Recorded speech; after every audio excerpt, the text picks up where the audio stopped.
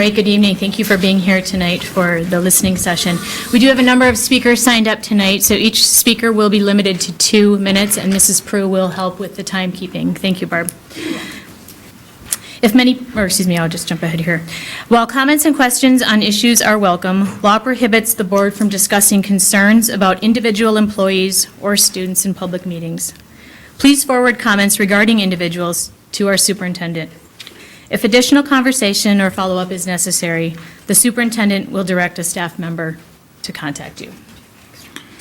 And on the advice of our attorneys, we're unable to respond to matters in current litigation tonight. Because of the large number of speakers, board members and administration will listen and respond if time permits to common themes at the session's conclusion. And with that, Speakers. we have our first 3 speakers are Zis Weisberg, Kiva Scher-Nelson, and Lindsay Nelson. So Zis will come forward first. And Kiva and Lindsay, if you'll be ready.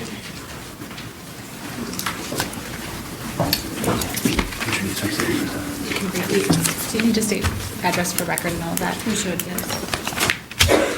My name is Zis Weisberg. I live in Grant. BOLD was perhaps the most flawed, toxic, divisive process this community has seen in years. BOLD was referenced repeatedly at the March 31st learning session as a model for future decision-making. Some are rewriting history by peddling fiction as facts. Bulldozing the truth has taken precedence over rebuilding trust. Let's set the record straight. Closing 3 schools changed the original intent of the May bond referendum. The district disagreed, saying, in quotes, "The allegation confuses the purpose for which bond proceeds may be spent." District 834 believes it has the discretion to abandon a project that was part of a bond referendum and to dictate how the proceeds may be used. The district never informed voters about this discretion before asking for almost $100 million of our tax dollars. Now they tell us we're too confused to understand what we're voting for. At the March 31st board meeting, Paula O'Loughlin, addressing the superintendent, stated, "Well, I think it's important that you and your team spend a considerable amount of time in consultation with the different stakeholder groups, staff, parents, students, teachers, before the BOLD proposal came to fruition." At the same meeting, Superintendent Pontrelli described consultation with the public as a key element in the BOLD decision-making process. Saying this into a microphone doesn't make it true. No stakeholders were asked about their opinion before the administration proposed closing 3 schools. Last spring, this board unanimously supported the bond referendum and commitment to upgrade all schools. 5 board members just voted to violate that commitment. On March 31st, Mike Potasic was openly criticized by board members for not supporting the recent approval of BOLD, citing official policy. This same board member was also criticized for aligning with a special interest group. 2 board members voted against BOLD. Their position represents the majority who approved the bond last May. Their position represents almost 60% of the community opposed to BOLD in a recent district survey. 60% of the community is not a special interest group. It's an overwhelming majority. Reprimanding a board member for not following policy while covering up egregious violations of policy committed by other board members is shameful. For example, criticizing other board members in public, holding a pro-BOLD meeting at your office, recommending the boycott of area businesses who oppose BOLD, supporting your own neighborhood's concerns while denying other neighborhoods the same support. Conflict of interest. It's the majority of the board that's violating board policies, exposing the district to unnecessary risk, and rapidly destroying our district's reputation.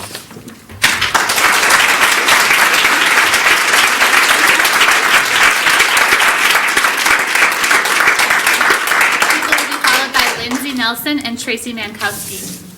My name is Kiva Scher-Nelson, and I live in Stillwater. Basically, you're at the ticket booth booking a trip on the Titanic. I'm here to remind you that you can stop before it gets worse. Please pay attention. They're pulling up the anchor, and there's an iceberg waiting. We know services have been cut over and over again the last decade, but we watch as taxpayer dollars are spent on retreats and conferences where we learn such things as how fast we speak and how many pauses we take say something about our personalities. I'd like to know how many thousands we spent on that. Team building only goes so far when the carrion birds are circling above our schools. The claim that you are working to represent all the children in the district only goes so far when you've ignored the majority vote. Displacing nearly 1/4 of all the elementary students in the district does not sound like you are thinking about all of the children. $30,000 in tax dollars spent on performing a survey that you ignored. Healthy discourse does not happen when the fear of admitting that you are wrong far outweighs the need to take responsibility for the damage you've created. I want to define the term groupthink because I think there's some confusion. Groupthink, the practice of thinking or making decisions as a group in a way that discourages creativity or individual responsibility. The board represents us. We voted for you, not the administration. Members of the board should follow through on their campaign promises. Quote, build strong relationships not only between schools but throughout the community. Quote, work with stakeholders to ensure that we both preserve and continue to grow the strong, enduring legacy of Stillwater schools. Quote, preserve community pride and protect property values. Quote, keep the St. Croix Valley as a top choice for families to live, work, and raise their children. This whole thing is a fiasco. Our school district will not heal from this for decades. There are very few chances left to right this ship. At some point, you will have to admit that you were wrong. No more running away from your responsibilities. Thank you.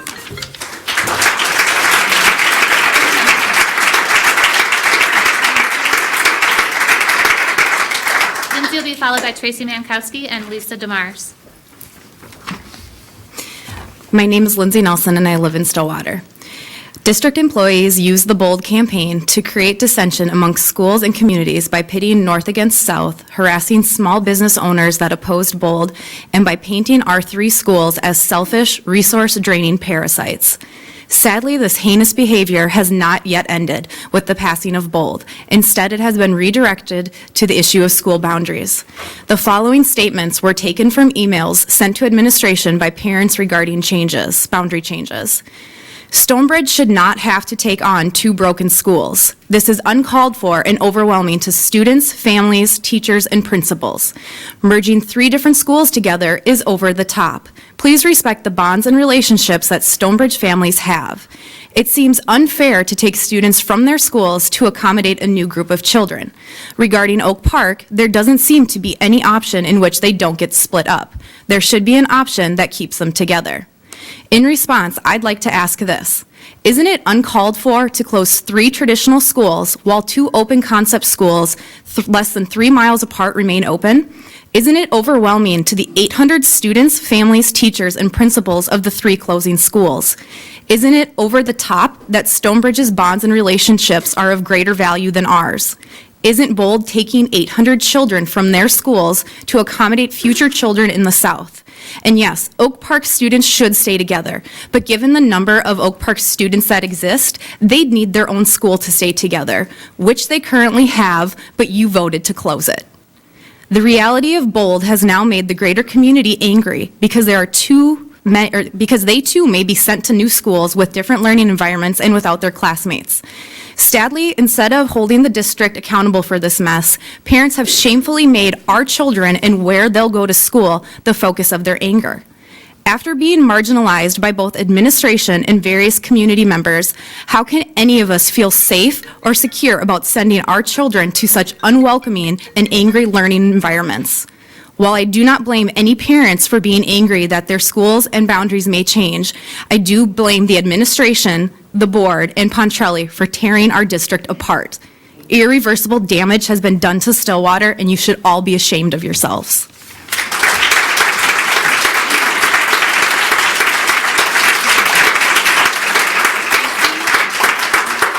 Tracy will be followed by Lisa DeMars and Ann Mosey. Hi, I'm Tracy Mankowski. I'm a Stillwater graduate, a Stillwater resident, a Stillwater parent, and a Stillwater teacher. Since I was born, a member of my family has either attended or worked for a Stillwater school. This district has been a source of pride for me my entire life. As a student, I was often told by people outside the community how lucky I was to be a Stillwater student. In college, several times I was asked by professors to give presentations about the uniqueness and excellence of this district. As a teacher, I was so proud when, despite challenges and discourse, the decision was made to support all Stillwater families by offering all-day, everyday kindergarten for free, something that was not being done elsewhere. As a parent, when it came time to enroll my children in school, despite the challenges that I had to face each time with all 3 boys, I fought to have my children here, to be part of this excellence, to feel proud of where they are learning. However, the last few years, and especially the last few months, the reputation of this district has been tarnished.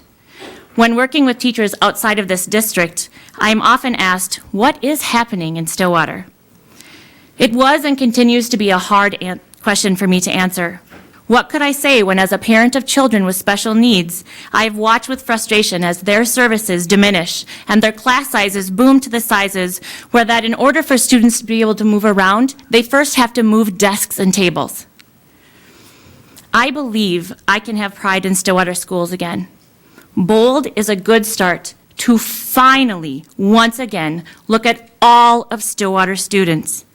I am so proud of the courageous decision and amazing ethical behavior of our superintendent has shown throughout all of this. Thank you.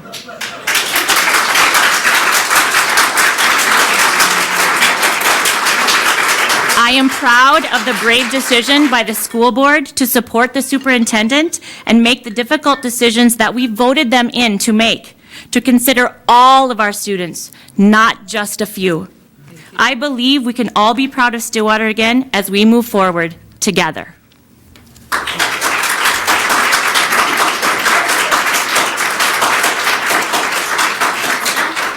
Lisa will be followed by Ann Mosey and Krista Thomas. Lisa DeMars, Marine. To be persuasive, we must be believable. To be believable, we must be credible. To be credible, we must be truthful. Edward R. Murrow. Some key points from the Minnesota School Board Association website under the role of the school board. In accountability, the board is accountable to the community for constantly monitoring the conditions affecting the district as a whole. An effective board has a duty to itself and the community to determine whether the authority delegated to the superintendent is being used as intended. Under advocacy, the board advances its vision by focusing on students' achievement, partnering with the community, being proactive in addressing issues that affect education. An effective board uses ongoing two-way communications to build trust and support among the community, board, superintendent, staff, and students. The following statements are from the Stillwater School District's website. Under the board's mission, the mission of Stillwater Area Public Schools in partnership with students, family, and community is to develop curious individuals who are active and engaged leaders in an ever-changing world. Some things about the board members. Kathy, as a former teacher, Kathy wants to see all students achieve their highest potential. She believes that in order for our schools to be effective, there must be strong community support. This is from today on the website. She's dedicated to building strong relationships, not only between our schools, but throughout the community. Amy believes the investment the community makes in the schools speaks to the priorities of the community and the desire to keep St. Croix Valley as a top choice for families to live, work, and raise their children. That was today, still today. Tom wants to continue the strong working relationship between the community and the schools. Paula is inspired by excellence, commitment, eagerness for our students. She's committed to advocating for all our students. She's deeply invested community which surrounds and supports our schools. Thank you. Your time is up. Yeah, thanks.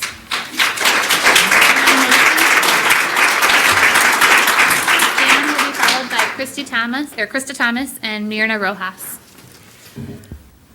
Ann Mosey, May Township.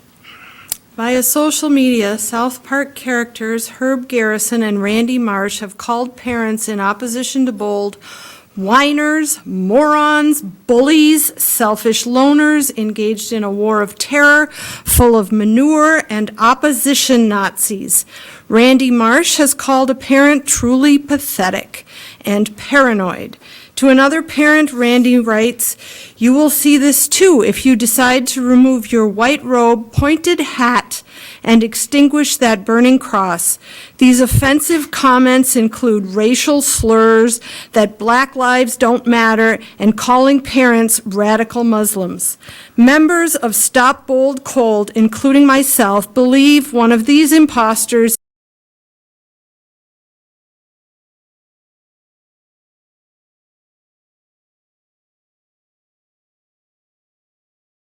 I was able to identify him when he admitted to being... Thank you for your comments. You're not going to be allowed to continue that way.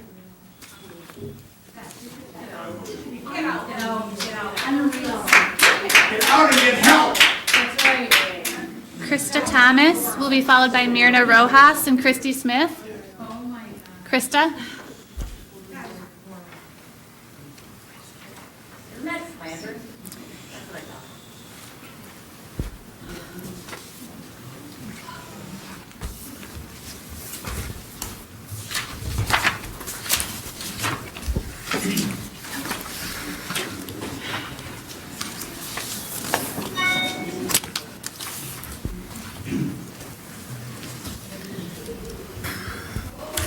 My name is Krista Thomas, and I live in Stillwater here, and I'm going to just go through a couple of slides that I put together, and I handed out some copies for the audience, too, if you wanted to follow along.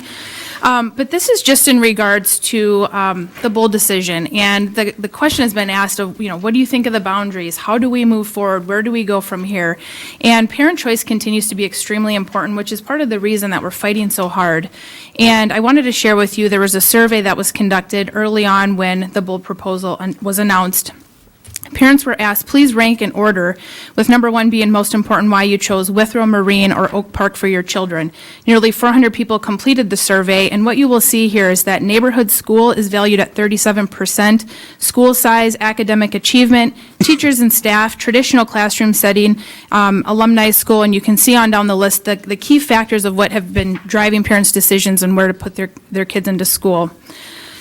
On the flip side, as I kind of think about, well, how do I move forward? You've just told me that you're going to close my child's school. So where do I go from here? Is this tangible? Can I deal with this? What am I left with? Where can I send my child next? As I kind of think through this is what's been in my mind all these months. And, the first thing that's been taken away is our neighborhood school. And this is not just for us, but, all the families impacted by this.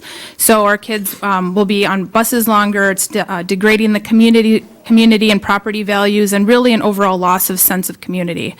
So then the nearby school is off the table. So then, maybe my child will be okay because I can keep him together with his friends, his network he's developed all these years. So maybe he'll be fine because he'll get to stay with the people he's been working together with. But if you take a look at the kids who are at the three schools proposed for closure, 30 to 40% of those kids alternate enroll. So they're now going to have to move back to their home school with the proposed boundary changes.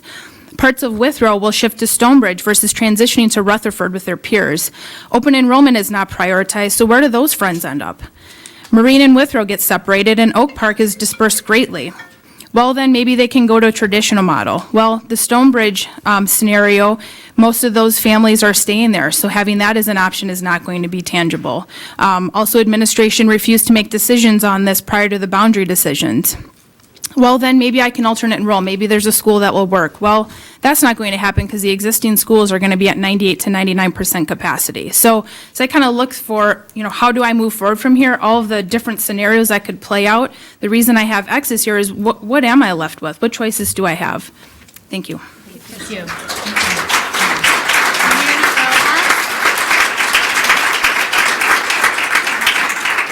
Myrna will be followed by Christy Smith and Ann Haugen.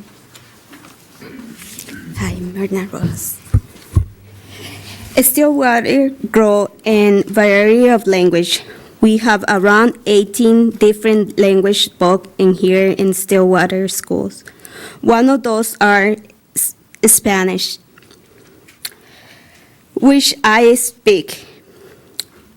I want to thank the Superintendent Petrali for taking the time to meet and hear about our needs of different community. You are the first superintendent who meet with those parents and hear their needs too. So our community want to thank you for that.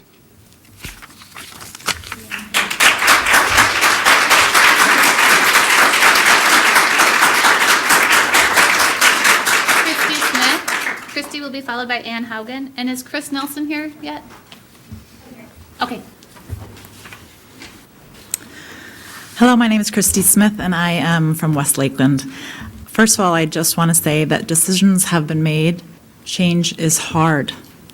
This community voted to renew the expiring operating levy in 2013 for 8 years. We voted and passed a bond. We voted and the choice for Bold was made. I'd like to go back to the purpose of my concern, which is lawsuits against the district. By pursuing lawsuits with the potential for more, we are actively diverting dollars from our kids' daily learning. That money comes from the levy, from the general fund. So every time the district faces a lawsuit, we take money away from the dollars that goes to our teachers, to our paraprofessionals, to all of our programs and educational opportunities, from the moment those kids get off of the bus to the moment they get back on the bus. The budget, there is no line item in the budget for lawsuits. The district does not have an attorney on staff. Again, these costs are coming from the general fund. So teacher salaries and everything a student is part of, from walking on a snow-plowed sidewalk to the paraprofessional, have to take a back seat? Isn't that what we're here for? The kids' education opportunities, their chance to learn. It's tough that we have these changes coming forward, but we are all parents, and we are all fighting for the greatest education for our children. I would like for people to stop and listen and think. There are decisions that have been made. Sometimes, as adults, we have to recognize we may not like the decisions, and we may not like how we arrived at those decisions, but they have been made, and it's time to move forward. I urge you to continue with the Bold proposal.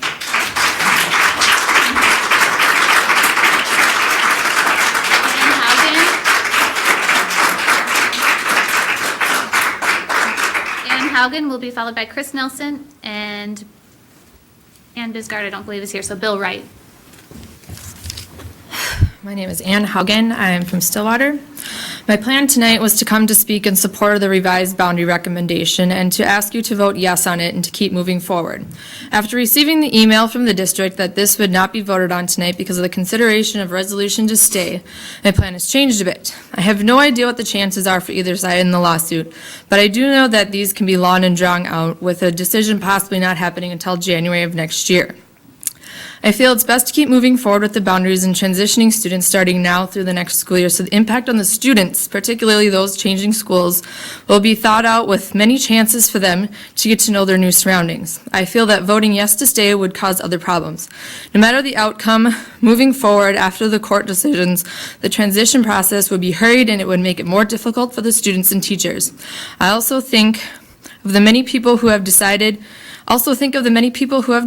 or are thinking about trying to alternate enroll their kindergartner this fall so they don't have to change schools after 1 year. We knew that whether or not Bold passed, boundary changes were going to happen. The changes are not just about the 3 schools that are planned to close. Boundary changes are about all of our students. I'm not saying to anyone to get over it. I know how that feels. I'm just saying we need to have a plan for our students.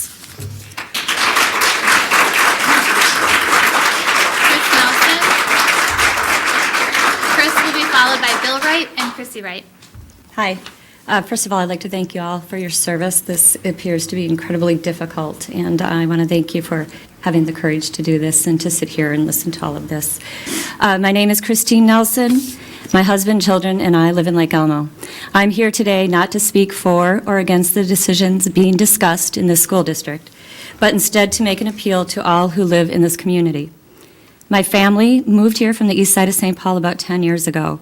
This was due to the crime taking over our neighborhood and from which we could no longer protect our children.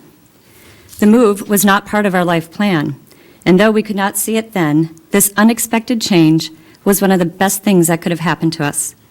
Living here and being a part of the Stillwater School District is something I'm very proud to provide to my children, which is why this current situation is so upsetting to me. Regardless of what side of the issues you find yourself on, I'm here to tell you that rampant crime is not the only insidious threat that can creep into your home undetected and have a detrimental effect on your family. My hometown was actually a lot like Stillwater, and unfortunately, somewhere along the way, that sense of pride and community gave way to neighbors who disagreed about something. They stopped caring about each other and looked the other way when something unacceptable was happening or was being said. People stopped seeing their fellow citizens as human beings with hopes and dreams of their own. And instead, it turned into an us versus them, and eventually a me versus everybody else mentality. No one wins in that scenario. Isolating oneself and family, teaching your children through your words, actions, or inactions that everything and everyone else who thinks differently or looks differently than you is perceived as a threat to be eliminated is the surest way to destroy the school district and this community. It is far more destructive than any closing of schools or changing of boundaries ever will be. How you behave, what you say about others, when you win or when things don't go your way, is a direct and undeniable reflection on your character. Not only are you teaching it to your own children, you're teaching it to mine too. And I'm begging you all to stop with the destructive rhetoric and behavior, to please see those individuals on the other side of an issue as human beings with families, hopes, and dreams of their own. If we can't do that, it will not be the decision to close the schools, it will be what we are doing. Thank you. Bill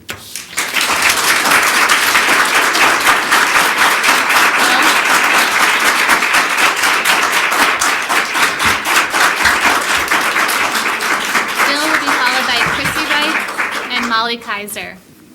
My name is Bill Wright, and I live in Hugo. I actually thought those last remarks were pretty good in terms of seeing individuals and understanding the arguments and their points of view. First off, my understanding is some of the topics tonight are reviewing conflict of interest, code of conduct, and public engagement and communication. I think these are actually very timely things for the board to be discussing at this particular time, and I encourage you to have a different tone than what I observed just a few weeks ago when policies were used to pretty much beat one board member over the head. Have some self-reflection and maybe look at your own selves and your own conduct and behavior and see how have you done things or how have you behaved in a way that may not have been in the best interest of both your legacy and maybe the people in your community.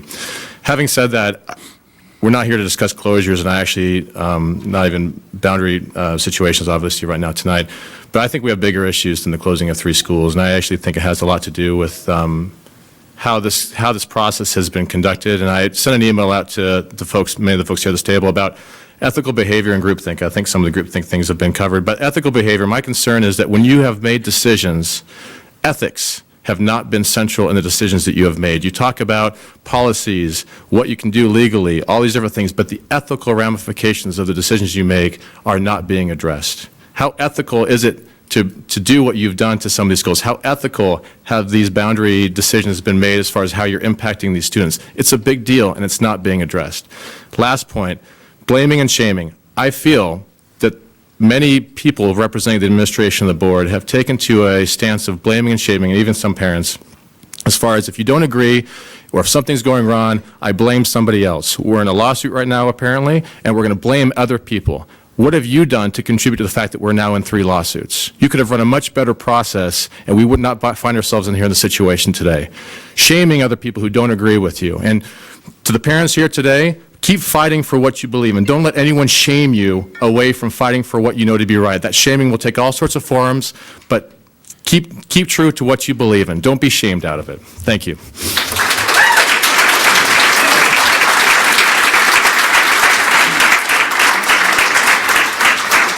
Chrissy Wright.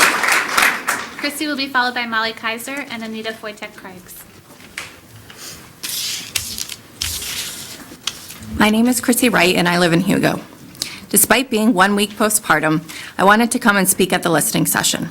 In the past sessions, I have heard some well-laid-out, creative, and thoughtful ideas presented to address the district's concerns over equitable services and financial shortfalls. However, I haven't seen the board take these suggestions or ideas seriously and give them equal weight to contrast with the administration's proposal. In short, I haven't seen evidence of listening. Listening to parents, community members, state legislators, or local government officials. I'm beginning to wonder what is the purpose of these 2-minute time slots if at the end of the day, no one is listening anyway. I'm here nevertheless to set an example for my children. I want them to know that they should feel comfortable disagreeing about certain policies and not be silenced, even when it seems their voice is not heard. They should continue to speak up and question the status quo. If the district so easily dismisses the opinions and analysis of its constituents, including fellow board members, painting them in an unfavorable light as either politically motivated or part of a special interest organization, how can we as parents trust that our own special interests, our own children, will be taught critical thinking and logical argument skills? What does the district's treatment of opposing thought say about how it treats kids with alternative ideas and how they will be treated? Will they be as easily dismissed? Thank you.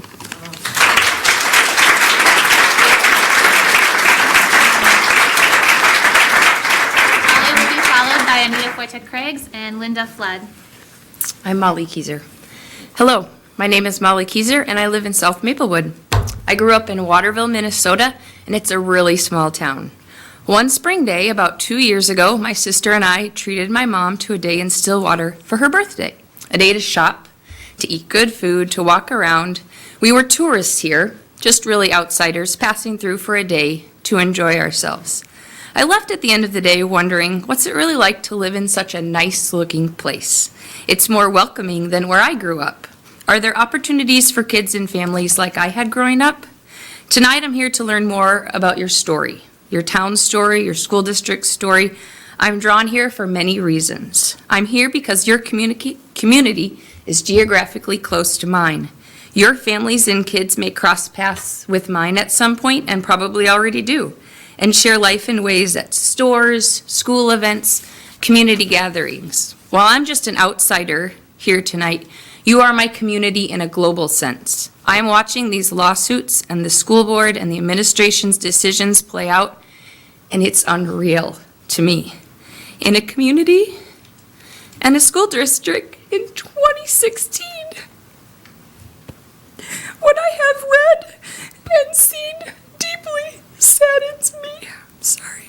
I'm in disbelief that there's lawsuits over priority and privilege and color and income and structures of families. It's boldly requested and demanded of a public institution. These are my views and they're my opinions, and this is your school district and I'm on the outside. I'm recognizing what happens in this community impacts me and my family. I believe we are connected. I believe that together we're better. I'm here because I do support the superintendent, your administration, your school board. I'm here because I have a deep love for young people, and I think that there are opportunities to learn and grow and share and experience life. I'm here because there are times when young people need adults to be their voices. I'm here because there are times when my responsibility as a white woman to stand alongside young people and their families who don't look like me and to do what I can to help them. I'm here because as a larger community, we aspire to ensure all schools are places where all students thrive, not just survive.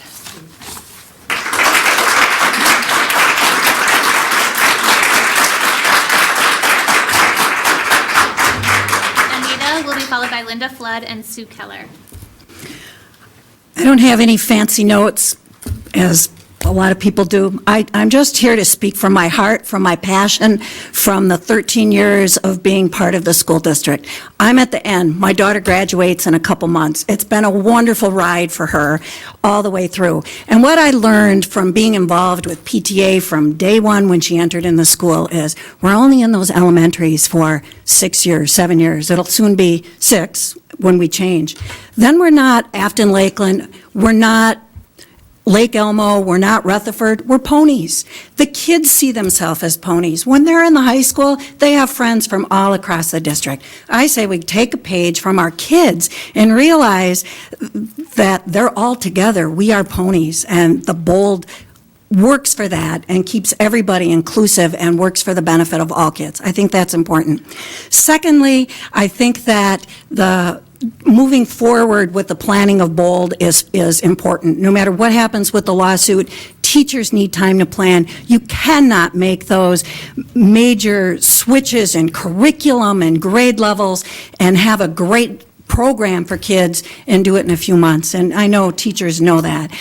It just doesn't happen. It's like a merger in a business. A merger doesn't happen in 2 months. It takes years to plan for a merger and to come out together. Our teachers need that. And if teachers are changing buildings with it, I know of a teacher who needs 19 credits in order to change licenses, and the district will make allowances for that, but that's 6 classes. I've been a college counselor. 6 classes takes a lot of mental stamina, a lot of energy from your family, and these people are working full-time and have families. It's a lot of work. You can't do that overnight. You can't do that in 3 months. We need as much time as possible. So I hope that you vote to keep moving forward with the plan as you continue looking at what's best for the district, all 8,300 kids.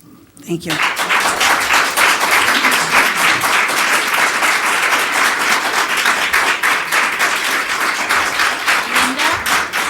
Linda will be followed by Sue Keller and Sandy Hayner. I'm Linda Flood. I'm a Stillwater taxpayer. For far too long, I didn't pay attention to this board and the administration we're doing. Listening now, I've heard no fewer than 6 reasons for closing schools. Reasons changed as lack of proof or proven errors made them difficult for the administration to defend. First, it was about saving money. Then it was about class size, right sizing, whatever that means. Then it was about specialist travel. Then it was about equity, overcrowding, empty classrooms. Next up in the reason parade was diversity. Now, most recently, the overriding message has been to just move on, that we, the stakeholders, are not working with you, and that by speaking out, we are hurting our kids. I'm calling balderdash on that one. Watching how your organizational process appears is ridiculous. When you say out loud how the decision-making process works, it sounds ludicrous.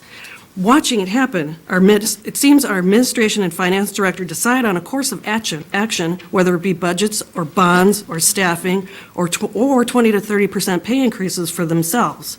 Then, at a meeting, the board is given information about what the administration wants from you, which is little more than a rubber stamp. Generally, very few questions are asked, and even fewer of the questions are answered. I have yet to witness any legitimate concerns being taken seriously or any resolution set back for more study.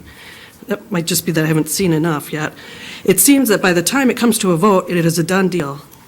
No info is provided ahead of time for board members to review or investigate or to question. Never more than one option is presented. Information is not provided to the stakeholders so that you could get actual input from us. How can you possibly function this way? No oversights or checks and balances. It seems that also there's some financial red flags that are coming out in the press. The thing I heard this week is that you were counting on word of mouth to convey the conflict of interest via public announcement, stating that it was, quote, widely known. How do you exactly quantify widely known? How many people is that? Because many people did not know of that relationship. Only 1 or 2 board members have been consistent and honest and upfront representing us, the stakeholders. I am begging you to get it together, accept the resolution being presented tonight, to stop forward action on the bold plan and be accountable to us. Thanks. Thank you.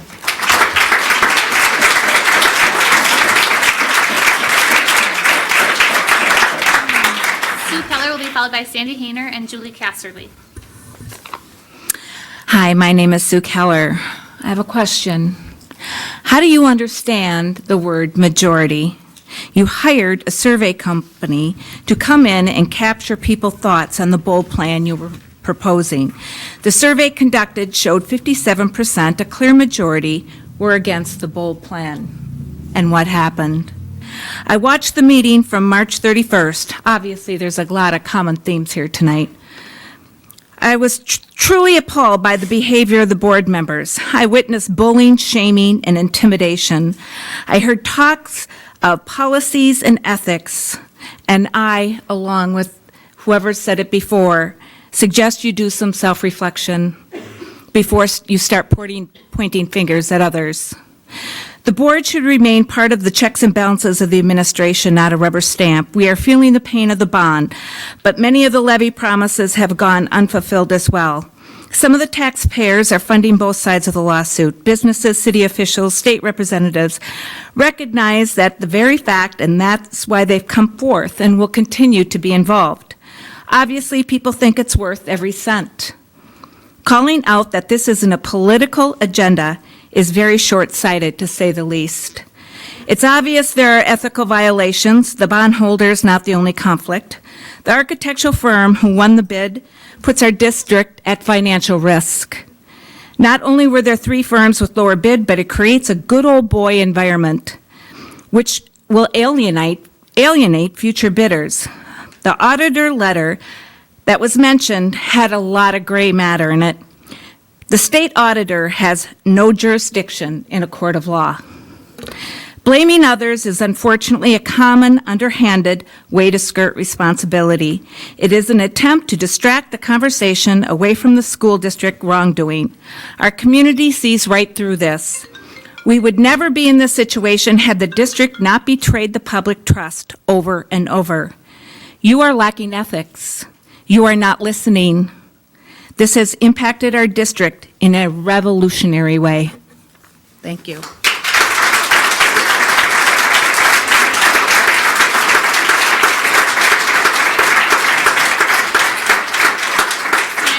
Followed by Julie Casterly, and Clayton Heimke will be our last speaker. Hi, my name is Sandy Hayner. I live in Stillwater. My 4 children are considered your non-captured products. The community was promised that Bold was going to increase your capture rate and that you would achieve this by showing us non-captured families just how much you have to offer us. I have so very many things to say, but you now have a pilot policy that limits my ability to do so. So, policies. They are meant to hold you to a standard and a set of expectations and accountability. I've listened as you debate the various policies with your crafty interpretation of one over the other and how they will help you decide on which governing model you should imitate. I have a suggestion. How about the we the people style? Have you forgotten that we are the government? We are the masses. You are the few. You answer to us. You fail to represent we the people, but continue to assert that you are working for all the students. Please stop saying that. You are not. We the people, your bosses, who fund you, who are only allowed an insulting 2 minutes to convey our thoughts, desires, and directives. You aggressively cut us off and then deliver 22-minute speeches of your troubled life and innermost personal struggles, preferring to hear your own voice rather than to listen to those you begged to represent. To date, your policies allow the repeated public lynching by the admin team and board as they gang up on a single member of the board for boldly daring to question them while representing the community that he has been elected to represent, citing, ironically, a conflict of interest. I'm sorry, isn't the board's job to represent our interests? Anything other than that is the actual conflict of interest. So here we are as a prelude to a meeting about policies and conflict of interest, and you somehow have the ability to cut us off because you're running a pilot policy program meant to bring about more community conversation. Really, it's a manipulative way to silence us and minimize us, the people. At a time when there's much to be heard, you've reduced our speaking time to less than half of what your policy states. When does a pilot program trump a policy? Who decides that, and how is that decided? What standard are we, the people, supposed to hold you to when you can decide to freeze policies at a whim, interpret them in a way that stifles a fellow member's First Amendment rights, but also loosens them so that a board member is then allowed to publicly threaten businesses who object to the district agenda? You've shown us who you are, and I believe you, so no, you have not recaptured my children, nor any other homeschooling family I know. In fact, I know because of you, our group will grow. I will never trust my children to the people in this room, despite how lovely the real educators in the classroom may be. I've been happy to show anyone how to get their child's education back from the grips of those who seek to serve the likes of DMC and EMID rather than the actual public in the public school system. Thank you. Thank you.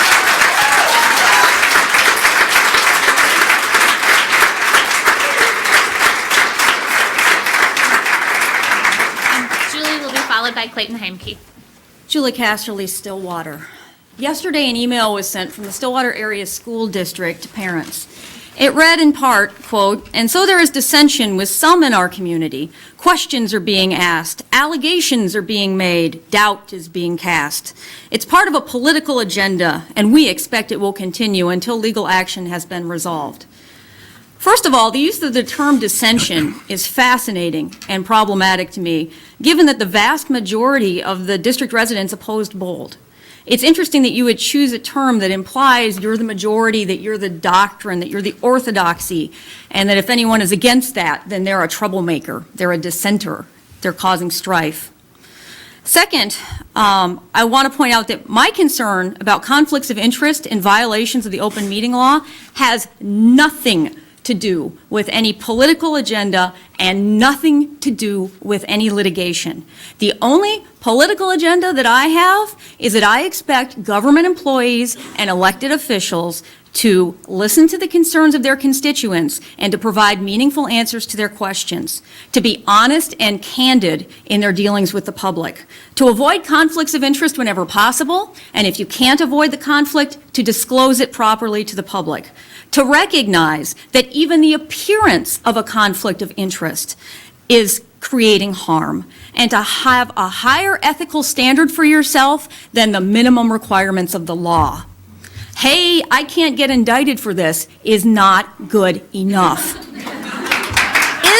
administration taking the position that the 3 law and ethics professors cited in the KSTP story are part of a vast political agenda? I don't know why they would be. Third, I find it both telling and tragic that this district puts, quote, asking questions on a list of undesirable conduct.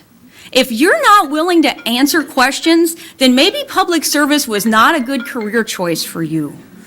It's not merely our right, it's our obligation as citizens to ask questions and obtain answers. If you don't like being asked questions, don't engage in questionable conduct. Before I conclude, I want to add something. I hate this. I hate everything about this. I hate sitting in that audience and feeling part of it, furious at the other part of the audience, and vice versa. This is horrible. And anyone who sits here and says they represent the entirety of the district isn't being honest with themselves, because we don't have one district right now. We have a bitter split, and everybody's hurting because of it. And I think everybody had a role to play in it, and everybody is probably going to need to have a role to play to try to fix it. I think everyone needs to step up their game here. Thank you. Clinton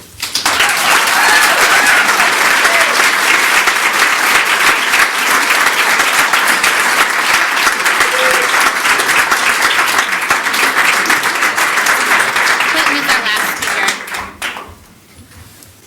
Good evening. On March 31st, I did not hear the board chair do anything to stop the unprofessional and inappropriate display of tyranny towards board member Potacek.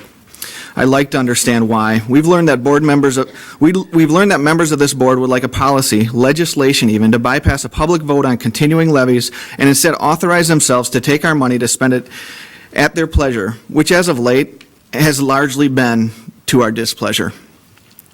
You'd like a policy to prevent a board member from ever disagreeing with the board decision and demand that on the spot, each member pledge their allegiance to the board. I'm pretty sure that vow should be made to the public. We, the people. Members of this board would like to rewrite policies to prevent the board from rewriting policies. Think about that. Where did I go? What are these meetings even for if it's not to serve the people? What are you even talking about if you haven't taken the time to hear the people? How do you represent those who refuse to hear? Who you refuse to hear? What shall we do? Write a letter? You ignore. Speak in this forum? Your eyes gloss over and water down, and then water down anything that you've pretended to listen to and scribble on your notepads in disinterest. Hire a consulting company to represent our desires? You've ignored them too. Interviews with the media you dismiss and then chalk it up to political motivation. Please, someone's playing politics here, but it's not. We the people. Legal action, again, you deflect any responsibility and paint the majority as a fringe, emotional, anti-equity group. When one reads policies, it would appear that you are in violation of many. 2.1, 1.1, 1.1.1, 1.1.12, 7.14, 7.14.1, I don't have enough time. So while you write your list of offenses and pretend that you are more noble than others, please know we see you. You don't listen to us, but we certainly hear you. We will not sit here and listen to you dismiss we the people for the next hour or two while you talk about us like we're not even there. Like these aren't even our children or our dollars that you're using in this giant experiment of yours. If you're not with us, then you're against us and our children. This will not be forgotten, and we are not the silent minority. And I have one last question, and it's actually in reference to what we had. Denise, can you identify where the legal defense is funded from. I've heard it comes from the general fund. In the past, you've said, well, partially it's from the fund in the levy. Is there insurance to cover it? Break down those numbers for us, if you wouldn't mind. It depends on the suit. Actually, Kristen can answer that question. Okay. So far, right now, what has crossed my desk is being covered by the general fund. Okay. When Denise answers the response, it depends on the claim of the lawsuit, the type of the lawsuit, and then ultimately if there's coverage to the lawsuit, that could vary. That insurance Okay. may cover, but right now, it's all coming out of the general fund. Okay. But it's at this moment. It's not the entire thing. Yes, it's at this moment. I don't know when and if I'll see something that Yeah. it does or does not cover. Okay.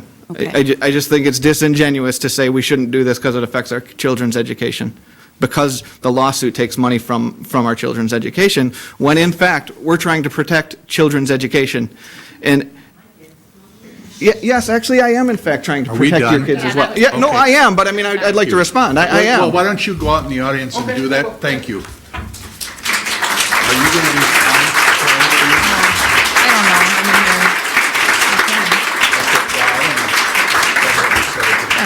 Yeah. Can you hear me? So a couple of things I want to say. One of the things with the listening session, when we began as a board together in administration, one of the things in the past, when I came last spring, before I started as superintendent in July, I spent March, April, May, and June coming to the board sessions and seeing lots of angry, crying folks. They were here because we were, again, having to cut nurses, special education, all kinds of services to families and staff. At that time, there was an open forum policy where the school board listened to people's pleas and listened to their concerns, but they couldn't respond. Administration couldn't respond, and families left feeling even more like they weren't heard. The intent of the listening sessions when we started this was really for people to come forward, and a few people in the community out here, sitting here, actually got to experience this before we moved into the Bold, and it turned into be more of a public forum. But when we did that, community members came in and they had a conversation with us about something that they had a concern or something they'd like to have a conversation with the board and administration. And we had people come and talk about music program, our language program, and the thought was at that time that if we knew ahead of time, we could have some conversation to help people understand where we are moving as a school district. So I wanted to be clear about that, because moving to the listening session was really an attempt to be able to give people voice and have some civil discourse and a conversation.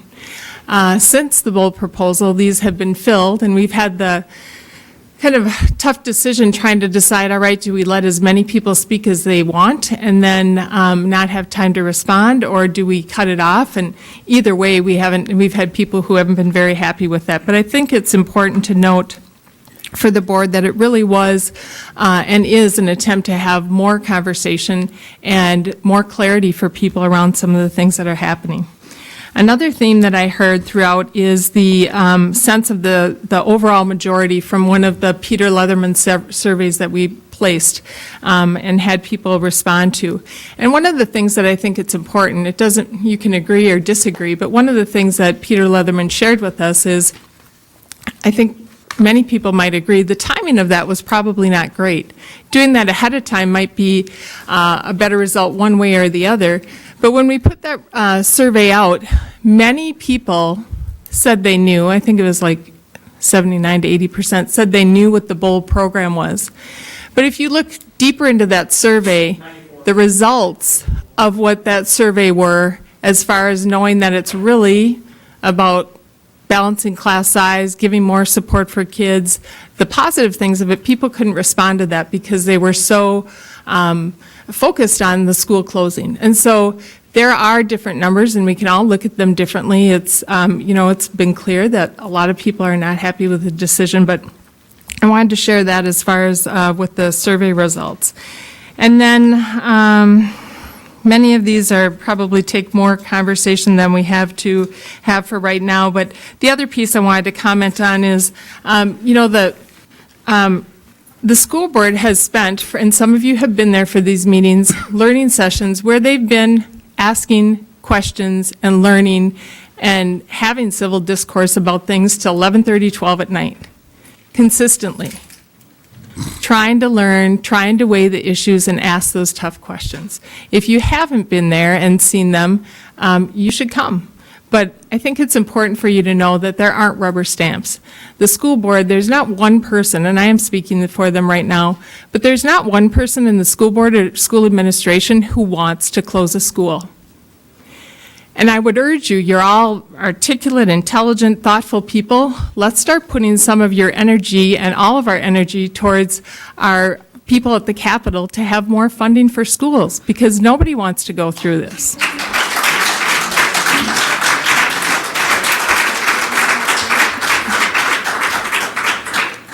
The rest of the things, I think we've had lots of conversations in the past and referred to in the past, and we have a business session to move on to, so we'll do that. But thank you for coming.